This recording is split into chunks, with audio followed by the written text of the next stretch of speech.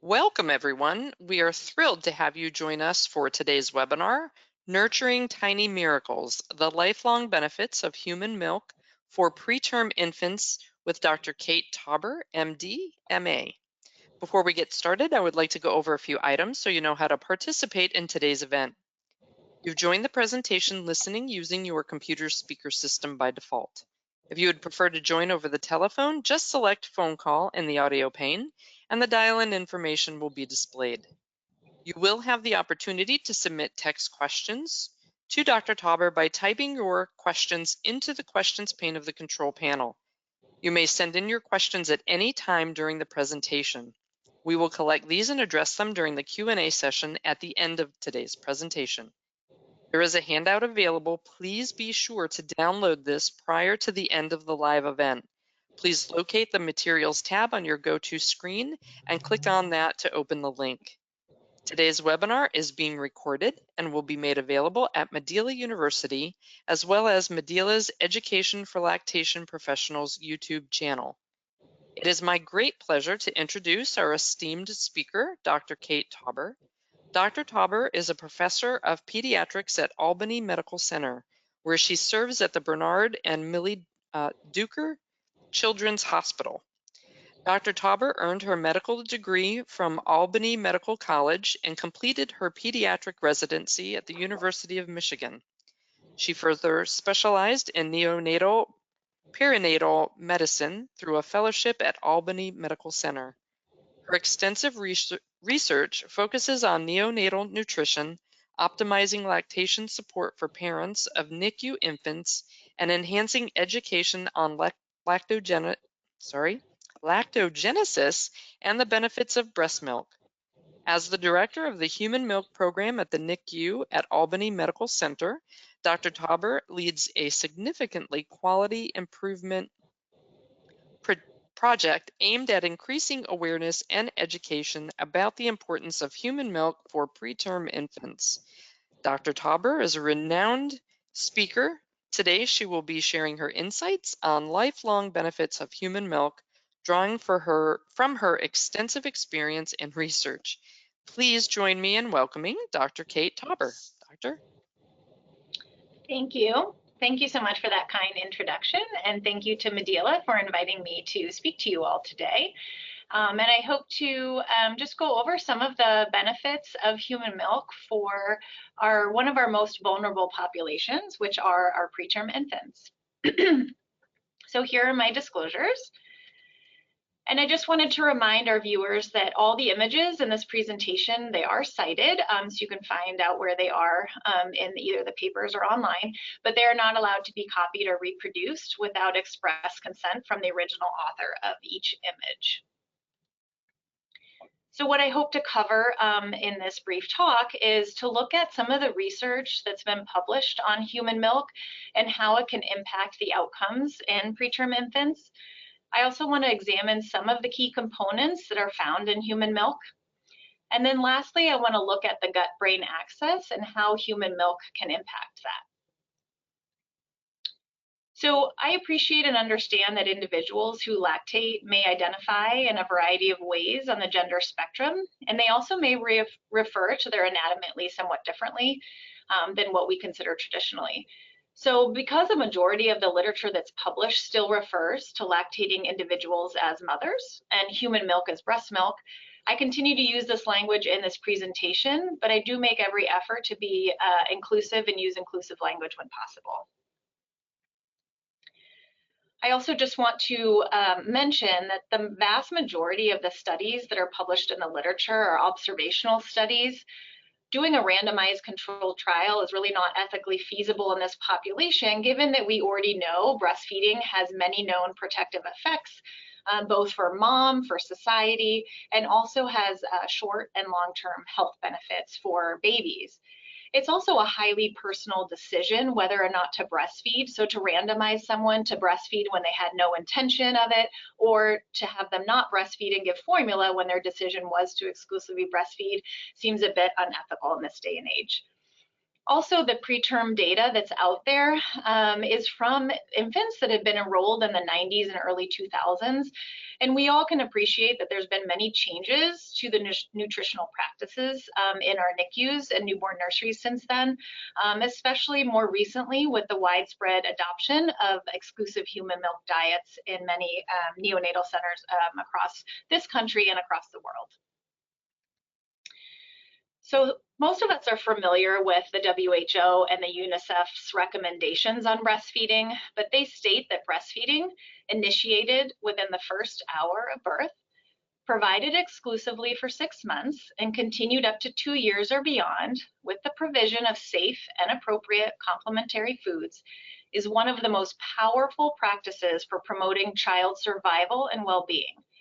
If we improve breastfeeding rates around the world, we could save the lives of more than 820,000 children under the age of 5 every year, with a majority of those being under 6 months of age. That's a pretty staggering statistic with something that seems as simple as providing breast milk. In 2022, the American Academy of Pediatrics revised their recommendations on breastfeeding to include premature infants. They state that mothers expressed milk for very low birth weight infants, so those are infants born less than 1,500 grams at birth, in the NICU provides short and long-term health benefits, including the reduction of necrotizing enterocolitis, late onset sepsis, chronic lung disease, retinopathy of prematurity, and has improved neurodevelopmental outcomes. They also say that mothers expressed milk should be considered medical therapy with higher doses associated with maximal health benefits. They went on to recommend that pasteurized donor human milk be provided when a mom was unable to provide their own milk or insufficient amounts of milk, or if her milk was contraindicated. They also recommended fortification of mother's own milk or donor milk with either bovine or human-derived human milk fortifiers to optimize the growth in these infants. So I want to start off by talking about how breast milk impacts neurodevelopment in these vulnerable preterm infants. So the term newborn brain is only about 25% the size of an adult brain, and within the first year after birth, the brains of these infants grow approximately 70% of the adult size. So we can appreciate that in early infancy, this is a very critical period for brain development. Early exposures, both environmental, nutrition, can have long-lasting impacts on the structure and function of the developing brain. We also know that in the 3rd trimester of pregnancy, the fetal brain grows 4 times in size. So we can appreciate that a preterm infant that is born before the completion of the 3rd trimester is at a particularly vulnerable state in their brain development. So preterm infants are at risk for central nervous system damage and poor neurodevelopmental outcomes due to their premature status. These can be worsened by pro-inflammatory state at birth due to things like maternal infections, placental insufficiency, which could lead to intrauterine growth restriction, as well as preeclampsia in the mother. In addition, these infants can face other inflammatory challenges while they are in the NICU, things like sepsis, necrotizing enterocolitis, and respiratory distress syndrome and bronchopulmonary dysplasia. So in 2016, Belfort and colleagues published a study of 180 infants who were born less than 30 weeks gestation at birth. They gathered data on their breast milk intake in the first 28 days of life. They then performed MRIs at term equivalent age and again at 7 years of age. And then they assessed their neurodevelopment at 2 years and 7 years. And what they found is that infants who got at least 50% of their feeds from breast milk had greater deep nuclear gray matter volume at term age and had better performance at 7 years of age on IQ, math, working memory, and motor function tests. In 2019, Blesa and colleagues published a study looking at infants less than 33 weeks gestation at birth who were fed exclusive human milk, which consisted of either mother's own milk or donor human milk, until they were 34 weeks corrected age. There were 47 babies in this study with a mean gestational age of 29.4 weeks. 27 had received greater than 75% of their feeds exclusively from breast milk, and 20 babies received less than 75% of their feeds exclusively from breast milk. They also did MRIs at term equivalent age, and what they found is that a greater exposure to breast milk following preterm birth was associated with improved white matter microstructure at term equivalent age. And these effects showed a dose-dependent relationship with breast milk exposure, and they were also independent of some of the known predictors of preterm brain injury, which can include the more premature you are, the higher likelihood of potential injury, chorioamnionitis, which we know is a very pro-inflammatory state in the mom, as well as bronchopulmonary dysplasia. In 2022, there was a study that looked at slightly larger infants. So these were infants born between 32 and 34 weeks gestation. There were 55 babies in this study. 34 were in the exclusive breast milk group, and 22 were in the exclusive formula group. MRIs were also done at term equivalent age. And what they found is that these exclusively fed breast milk infants had greater regional gray matter volume on MRI than those that were exclusively formula fed. And they found that this was true in multiple different brain regions, including the bilateral frontal lobes, the right temporal lobe, as well as the left caudate nucleus. More recently, in 2024, there was a retrospective study published looking at 187 preterm infants born less than 28 weeks gestational age between the dates of January 2021 and March 2023. They divided these infants into 3 groups based on the amount of breast milk consumption. So there was a high proportion group, which had 56 infants. These were infants that received greater than 80% of their feeds from breast milk. A medium proportion group, where infants received 20 to 80% of their feeds from breast milk, and there were 61 infants in this group. And then a low proportion group where they received less than 20% of their feeds from breast milk, and there were 70 infants in this group. If breast milk was not available, infants received preterm formula, as donor milk was not available. And they evaluated these infants at 37 weeks corrected gestational age. And they found that medium to high levels of breast milk feeding contributed positively to motor and behavioral neurological development in these extremely preterm infants. It also decreased the likelihood of ventricular hemorrhage. And this study was interesting to me because this was one of the only studies I've seen that commented on the development of ventricular hemorrhage, as this is typically something that occurs in the first few days of life in our preterm infants. And so I'm wondering if the exposure to breast milk in those first couple days had an impact on the development of ventricular hemorrhage, but they did not comment on that in this study. So I'll switch gears a little bit from neurodevelopment and talk about pulmonary bronchodysplasia in our preterm infants. So just to briefly review lung development, so the lungs go through 5 different stages: embryonic, pseudoglandular, canalicular, saccular, and alveolar. And if anyone remembers from their training, there's a mnemonic to remember those stages if you have trouble. So it's every preemie can suck air for the E, P, C, S, and A. So in that last trimester, there's a huge expansion of surface area to optimize effective gas exchange. So you have an increased number of alveoli and blood vessels and a thin alveolo-capillary barrier. And this helps to optimize oxygen intake and CO2 release. And again, most of our babies we're seeing in the NICU that are at risk for developing BPD are usually in the late canalicular, early saccular stages. And this is a real critical period in lung development, and when it's interrupted, you can have ineffective gas exchange. These babies are born without this effective gas exchange capability, and they need respiratory support to help them survive. This is usually in the form of positive pressure ventilation, as well as they often need increased oxygen. So BPD is the most common respiratory morbidity in our preterm infants, and it affects nearly 10,000 neonates each year in the United States. And it results from an imbalance between lung injury and repair in this developing immature lung. You end up with alveolar simplification and a dysmorphic pulmonary vascularization. And you can see on these 2 slides here that you can see much more alveolar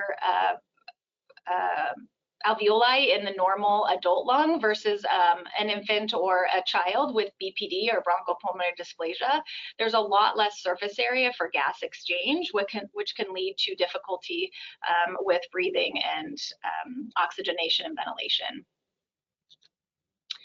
So one of the cornerstones to treat and prevent the development of BPD is providing optimal nutrition to these preemies. There's been various other strategies used in the prevention and treatment of BPD, things like postnatal steroids, surfactant administration, and typically that's given in the first few days after birth, non-invasive mechanical ventilation to try to minimize some of the barotrauma that you can see with ET tube ventilation, the administration of caffeine, as well as giving vitamin A supplementation. These have all been shown to be somewhat effective, but they all come with their own limitations. There's also some emerging therapies in the literature, such as the use of stem cells and targeted proteins to help reduce the inflammation and promote repair. But these are not widespread therapies as of yet and are still in the investigation stages. So this is just a nice picture of lung morphogenesis, as well as some of the prenatal and postnatal risk factors that can contribute to the development of BPD. So on the perinatal side, you can have a genetic predisposition. You can have a baby who has intrauterine growth restrictions, so placental insufficiency from a variety of different causes. You can also have the fetus being exposed to infection or inflammation, which we know pro-inflammatory states can impact the development of BPD. There can also be asphyxia-related events around the time of delivery, and all can impact the baby's risk for BPD development. From a postnatal perspective, you can have mechanical ventilation damage. So again, the barotrauma and oxytrauma that you can see when babies require this support to survive after birth. They can have infections that can lead to very pro-inflammatory states that it can impact lung development. And then you can have anatomic things like a persistent patent ductus arteriosus, which can lead to pulmonary fluid overload. In addition, as I mentioned, the cornerstone of treatment for BPD was optimizing nutrition. So if for some reason you're unable to provide optimal nutrition, that certainly can impact BPD development. So as I mentioned, BPD risk factors are multifactorial and include both prenatal and postnatal infections. And infections can alter lung development due to the pro-inflammatory cytokines that are released. Human milk has components that can help enhance the innate immunity and also have antibacterial functions. And these can help minimize some of the development of BPD by counteracting these inflammatory markers.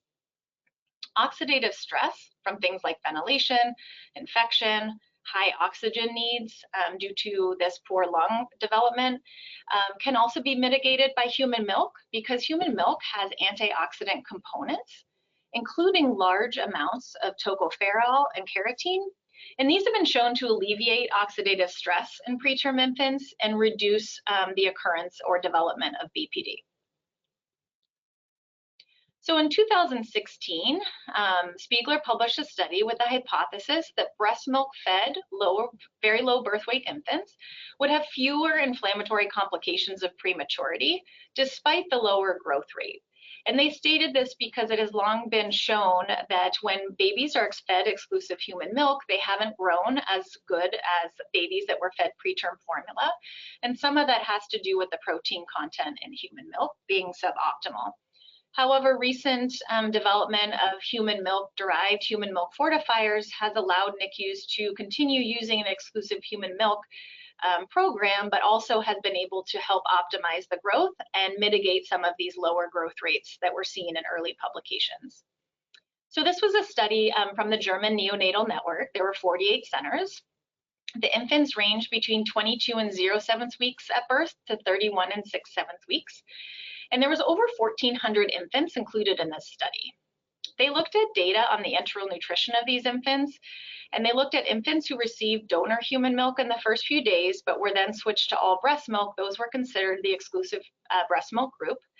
They looked at the group that had exclusive preterm formula and did not receive any donor human milk or mother's own milk. And then they had a mixed group where these infants received a mixture of donor human milk, mother's own milk, and preterm formula. And what they found was that infants that were in the exclusive breast milk group reached full oral feeds faster, but didn't gain as much weight when compared to formula-fed infants. They also saw that the very low birth weight infants who were fed an exclusive human milk diet had lower rates of bronchopulmonary dysplasia after controlling for some known confounders. They also found these infants were less likely to have necrotizing enterocolitis and the development of retinopathy of prematurity after logistic regression analysis for the confounders. They found that breast milk was associated with decreased risk in all neonatal inflammatory complications that they analyzed. A more recent study in 2019 was a systematic review and meta-analysis looking at human milk as a protective factor for BPD development. There were 22 studies in this systematic review, 17 cohort studies and 5 randomized controlled trials. And what they found when analyzing these studies is that human milk could significantly reduce the risk of developing bronchopulmonary dysplasia. The evidence was considered strong because benefits were consistently seen when they did 6 different separate comparisons: exclusive human milk versus exclusive formula, exclusive human milk versus mainly formula, exclusive human milk versus any formula, mainly human milk versus exclusive human milk, mainly human milk versus mainly formula, and any human milk versus exclusive formula. So just this year, there was a study published by Lynn and colleagues looking at the nutritional support that infants received in the first week of life who later developed BPD and respiratory distress. This was a multi-center cohort study done in China. It involved 40 different NICUs. These were babies born less than 32 weeks gestation, and they had almost 1,300 infants enrolled in this study. And what they found is that infants who received exclusive human milk in the first week of life had a protective effect against the development of BPD when they compared it to the infants that received exclusive preterm formula or a mixed diet. So these few studies that I reviewed showed that breast milk may decrease the risk of development of BPD because of the bioactive factors and nutritional components that counteract some of the oxidative stress, inflammation, and suboptimal nutrition that can impact the development of BPD and the pathogenesis. Breast milk may impact the risk of BPD indirectly by reducing the incidence of neck and late onset sepsis, which we know are 2 very pro-inflammatory pathologies. So necrotizing enterocolitis is caused by bacterial invasion into the intestinal wall. It leads to inflammation and cellular destruction of the wall of the intestine, which may then lead to intestinal perforation in the infant. We don't exactly know the specific mechanism or etiology or cause of the bacterial invasion, but certainly there is many ongoing studies trying to elucidate that. But certainly infants who are premature, and infants, the more premature they are a higher risk for development of necrotizing enterocolitis. It affects about 2 to 5% of all preterm infants, and of course there's a higher risk the more premature you are. So premature infants receiving human milk have a lower incidence of neck than those fed preterm formula, and this is based on several studies as well as many systematic meta-analysis and Cochrane review. The studies suggest that mother's milk is protective against sepsis because it contains bioactive substances that have bactericidal and immune modulating activities. So there was a study in 2010 by Sullivan and colleagues that was a multi-center trial, and they looked to evaluate an exclusive human milk diet and compared that to human milk and bovine-based products in infants born 500 to 1,250 grams. There were 207 infants enrolled, and they were divided into 3 groups. An exclusive human milk group that at 40 mils per kilo per day of feeds were fortified, an exclusive human milk group that got fortified at 100 mils per kilo per day, and a bovine fortifier to mother's own milk or preterm formula, and they were fortified at 100 mils per kilo per day. And what they found is that although there was a similar duration of the need of parenteral nutrition, rates of late onset sepsis and growth, the exclusive human milk group had significantly lower rates of neck and neck requiring surgery. Additionally, in 2018, so about 8 years later, there was a systematic review and meta-analysis of human milk feeding and morbidity in very low birth weight infants. There were 44 studies included in this systematic review and meta-analysis, and you can appreciate that majority of the studies show on this forest plot, they were to the left of the line of the confidence interval, and it really favors the human milk or unpasteurized milk as lowering the rates of neck, and you can see that down here. I apologize for how small this is, but it's hard to include 44 studies on one slide. And so what they found in this review is that human milk provided a clear protective effect against neck and about a 4% reduction in the incidence of neck. Any volume of human milk was better than exclusive preterm formula, and the higher the dose of the amount of human milk the babies got, the greater the protection they received against the development of neck. They also found that human milk provided a possible reduction in late onset sepsis and the development of severe retinopathy of prematurity. So how does breast milk impact these outcomes? We've certainly seen a lot of studies now on a couple different outcomes.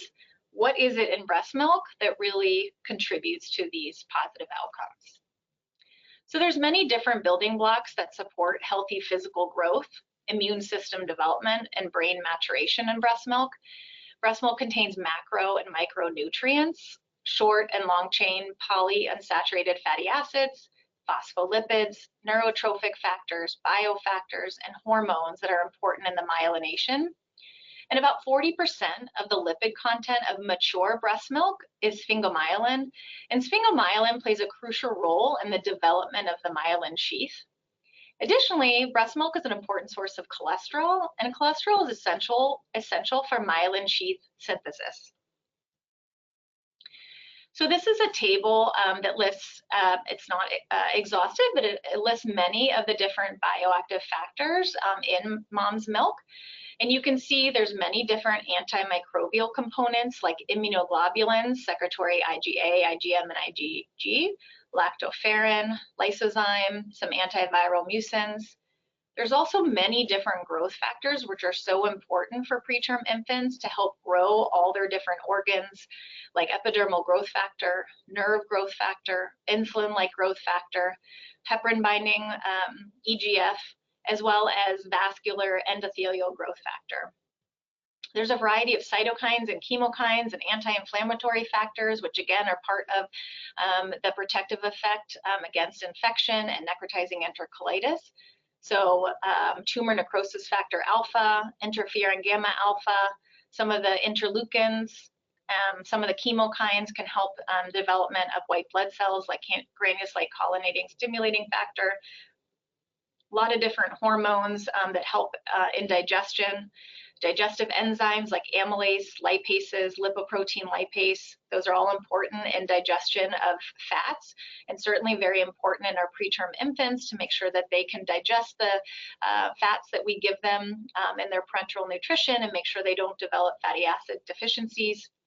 Lots of different transporters to help aid in absorption from the GI tract, lactoferrin, folate binder, corticosteroid binders. And then, of course, we have the all-important human milk oligosaccharides, as well as glycosaminoglycans, which I'll talk about in a little bit. So epidermal growth factor, or EGF, is critical to the maturation and healing of the intestinal tract. It's resistant to the low pH, so it doesn't get destroyed in the gastric juices. It can travel into the intestine, and it stimulates enterocytes to increase DNA synthesis, promote cell division, and enhance the absorption of water and glucose. It also inhibits programmed cell death, so you can see how this is going to promote the development of the GI system. There's also heparin binding growth factor, which is part of the EGF family, and this has been shown to protect the gut from intestinal ischemia reperfusion injury. So you might be familiar with some of the concerns about after blood transfusions in our preemies and feeding them too quickly afterwards and developing some type of neck-like illness. So this heparin binding growth factor could be help and prevent some of that. also hemorrhagic shock and neck, and it can help prevent that by enhancing the healing of intestinal anastomoses and reducing anastomotic complications. Epidermal growth factor is highest in early milk and decreases over the course of lactation, and it's higher in preterm milk compared to term milk, which just shows that the maternal lactation ducts are producing what is needed for the preterm infant to stay healthy. Other growth factors like brain-derived neurotrophic factor and glial-derived neurotrophic factor are found in human milk up to around 90 days after birth. These play a critical role in the development and maintenance of the nervous system, as well as in neuronal survival and proliferation. And you can imagine, as I talked about before, that in that last trimester, there's a fourfold increase in brain growth in these preterm infants. And so these two growth factors are really important in helping to promote that growth and development of the brain. In addition, brain-derived neurotrophic factor can also enhance peristalsis, which for those of us that take care of these preterm infants, we know they often have dysmotility. And so this factor in human milk can enhance the motility in these premature guts, and is probably why we see that babies fed an exclusive human milk diet advance to full feeds faster than those fed formula. So vascular endothelial growth factor mediates vascularization. So there's a relative hyperoxia postnatally right after the babies are born, and that inhibits the expression of VEGF, which interrupts the growth of these retinal blood vessels. So that, along with pulmonary immaturity and the need for increased oxygen levels, contribute to the susceptibility of this retinal tissue to oxidative injury from these oxidative free radicals, and then can lead to the development of severe ROP. So VEGF is higher in colostrum, and this may help reduce the burden of the development of severe ROP in the initial days after birth if babies are able to get some of the maternal colostrum. And this is one thing I promote in our unit by encouraging our small babies to get oral immune therapy, because they can then get some of that VEGF in the colostrum and hopefully help mitigate some of the burden of ROP development.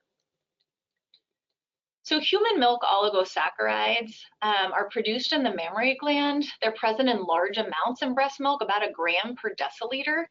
The HMO fraction of breast milk is even greater than the protein fraction, and it's the third most abundant solid component in maternal milk after lactose and lipids. So these are unique to human milk. There's over 200 that have been described, and I'm sure there are many more yet to be discovered and described in the literature. And the amount, structure, and composition in breast milk can differ throughout lactation. In addition, the variability of these HMOs also depends on the genetics of the mother, the diet that they take in, as well as the body weight of the mother during pregnancy and the different stage of lactation that she's in. We know that colostrum contains a much higher amount of HMOs than term milk, about 20 to 25 grams per liter, versus in mature milk, you see about 5 to 20 grams per liter. And also that preterm milk has a higher amount of HMOs than term milk, which again just goes to show that the mom's body is making higher amounts to serve the developing baby. These are not broken down by digestive enzymes, and so they can reach the distal ileum and colon, where they have the majority of their effects in the GI system. So HMOs give neonates multiple layers of protection. So they can protect against pathogenic infections by actually competing with surface receptors on the pathogen so that they don't bind to the intestinal mucosa. They can also promote the development of the intestine by having a trophic effect on the intestinal mucosa. They help to establish gut microbiota by serving as a metabolic substrate for desired bacteria, and that can help shape the intestinal microbiome. They also help stimulate the maturation of the immune system, which we know is very immature in these infants and develops over the first couple months of life. So there's many different immunoglobulins in the breast milk, and they provide passive immunity until the baby can provide their own immunity. The main antibodies are IgA, IgM, and IgG. IgA makes up the majority of these immunoglobulins, about 90 to 95%, versus IgM and IgG, which are a minority. IgG can cross the placenta, and so that's how you get some of the passive antibodies during fetal life. But IgA and IgM cannot and are only provided by maternal milk. IgA is extremely important because it provides antibacterial effects by binding to bacteria and preventing them from invading the mucosal epithelium. IgA can also serve as a carbohydrate source to help support the colonization of some of the beneficial bacterial species in the GI tract. It takes about 1 month for neonatal intestine to be populated by IgA secreting beta cells and have their own innate immunity. So we also know that breast milk is an important source of DHA and ARA. These are long-chain polyunsaturated fatty acids. And DHA makes up the majority of these, about 90% of the omega-3s. And we know that the brain's frontal lobes are particularly susceptible and responsive to the supply of DHA during development. And we know the frontal lobes are responsible for executive and higher order cognitive activities. And literature has suggested that prolonged deficiencies of these nutrients have been associated with the development abnormalities and cognitive impairments like learning disorders, ADHD, dyslexia, and autism spectrum disorders. Lactoferrin is an anti-inflammatory and antioxidant component of breast milk, and studies using animal models have shown that lactoferrin supplementation provides partial neuroprotection among rat pups who have had hypoxic ischemic encephalopathy, as well as rat pups who had intrauterine growth restriction. It also upregulates BDNF signaling pathways involved in neurodevelopment and cognition. A recent study looked at 36 infants taken from a larger prospective study. These infants were born with a mean gestational age of 28 weeks. They were fed exclusively breast milk and had MRI at 36 weeks. They looked at breast milk samples and evaluated them for lactoferrin levels at 14 days of life and 28 days of life. And what they found is that the higher human milk lactoferrin exposure, this was associated with a larger total and regional brain volumes, including the cortical and deep gray matter when compared with those exposed to low lactoferrin levels. Myo-inositol is another component found in breast milk. It's a carboxylic sugar found in highest amounts in early stages of lactation. And there was a study in 2023 by Paquette and colleagues that showed that myo-inositol strongly promoted the size and number of excitatory postsynaptic sites and acted in a dose-dependent manner. And so this suggests that myo-inositol plays an important part of early brain growth and development. 20-alpha hydroxycholesterol has been identified by some recent studies as a possible therapeutic use for neonatal white matter injury. Chow published a study in 2023 that stated that the 20-alpha hydroxycholesterol is an oxysterol present in breast milk. And when they treated neural stem cells in vitro, they found that there was increased numbers of mature oligodendrocytes, improved myelination, and it rescued some motor deficits. They did some in vitro and in vivo work and showed that 20-alpha hydroxycholesterol appeared to replace cells after injury by targeting neural stem cell progenitor cell pools that are present in the preterm neonates. So what people are excited about from this work is that this provides a potential therapeutic approach to help mitigate some of the white matter injury seen in these preterm neonates. So I'll finish off the talk by talking about the gut-brain axis. So the gut microbiome influences many different parts of the human body, and in our infants, it can influence the immunological, endocrine, and neural pathways, and it plays a really important role in the overall infant development. And it's not a coincidence that both the brain and the gut microbiota mature around the same time during the first 2 to 3 years of life. The gut-brain communication primarily occurs via several different interactions between the gut microbes and established psychoneuroimmunologic pathways, which include immunological, like cytokines, endocrine via the hypothalamic pituitary adrenal axis, and neural pathways through the vagus nerve. So the initial microbiome in infants can be affected by prenatal exposure to antibiotics or toxins, the mode of delivery, so whether they were delivered C-section or vaginal, the antibiotic exposure after birth, so if there was a concern for infection in the infant, and the length of duration of these antibiotics, the diet the infant received, so whether it was breast milk or formula, the timing and types of solid foods they were introduced later on, as well as many different environmental factors. Infants who were delivered vaginally had mostly Bacteroides and Lactobacillus species in their microbiome, versus infants that were delivered by C-section had increased levels of facultative anaerobes, such as Enterobacter and Enterococcus species. We also have found that infants exposed to antibiotics after birth had increased facultative anaerobes, mainly again Enterobacter, and they had a decreased amount of Bacteroides, Bifidobacterium, Lactobacillus, and Clostridium compared to unexposed infants. And those anaerobes are considered more beneficial, like Bifidobacterium and Lactobacillus.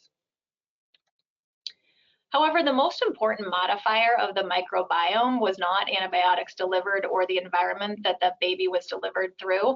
It actually is the diet the baby receives. So infants who receive breast milk have increased Bifidobacterium and Bacteroides compared to those who were formula fed. And Bifidobacterium species modulate the immune response and produce short-chain fatty acids, and these help to strengthen the gut barrier and regulate the gut microbiome in a positive way. We know that the reduced amount of Bifidobacterium species in the gut has been shown to increase the prevalence of obesity, diabetes, metabolic disorders, as well as all-cause mortality later in life. Bacteroides metabolize polysaccharides and oligosaccharides, like the HMOs I was talking about earlier, and this helps provide nutrition and vitamins to the infants, as well as substrate for other intestinal microbes. So animal studies have shown that gut microbiota has effects on early life programming of brain circuits involved in the control of stress response, motor activity, anxiety-like behavior, and cognitive function. And that's shows that there's a possibility that some of the perturbations in the development of the gut microbiota may directly or indirectly affect the developmental trajectories of the human brain. So there's been some studies in germ-free mouse models, and they've shown that myelination in the prefrontal cortex can be affected by gut microbiota. So they looked at mice that had absent gut microbiota. These are germ-free mouse models, and they displayed increased levels of several key myelin-associated genes, and this resulted in hypermyelination of their brains. And so this suggests that brain regions that are important for motor control and cognitive functions are shaped during this early developmental period of the brain by host microbiota. Microglia, which are resident immune cells of the CNS, also play a really important role during inflammation and in shaping neural circuits in the developing brain. And there was a study in 2015 that discovered that indigenous microbes control microglia maturation and function. So when there was an absence of microbiota, the microglia displayed altered cell proportions and an immature phenotype and had a decreased response to bacterial and viral challenges. So this study suggests that the gut microbiota is required to prime the innate immune system, both in the peripheral and central nervous systems. So in summary, the evidence that I've mentioned in the literature here supports that the more breast milk an infant gets early on, the better the neurodevelopmental outcomes in childhood and beyond. Breast milk has many beneficial components that support optimal brain growth and development, reduces the risk for the development of bronchopulmonary dysplasia, and decreases the risk for necrotizing enterocolitis. And finally, the development of a healthy microbiome plays an integral role in the neurodevelopment via the gut-brain relationship and in the development of a healthy immune system. Here are some of the references that I mentioned in this talk. I want to thank everyone for paying attention, and I would be happy to answer any questions. Wonderful. Thank you, Dr. Tauber. We'll now begin answering questions submitted by today's to today's presenter. As a reminder, you can still submit text questions through the questions pane in your attendee control panel. Our first question is, does donor human milk provide the same important effects on neurodevelopment as mother's own milk?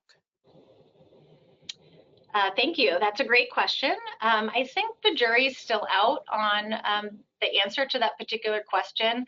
I think there's some data coming out soon that will help, support donor human milk, but I don't think we know just yet conclusively whether it provides the same benefits as fresh breast milk. Wonderful. And let's see, please do keep sending in those questions.